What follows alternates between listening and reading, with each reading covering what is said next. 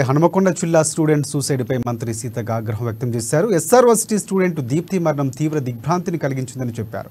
Warangal CP Amber Kishore ఝాకి phone చేసి ఘటనపై ఆరా తీశారామె. దీప్తి మరణం వెనుక ఎంతటి వారైనా వదిలిపెట్టేది లేదని చెప్పారు.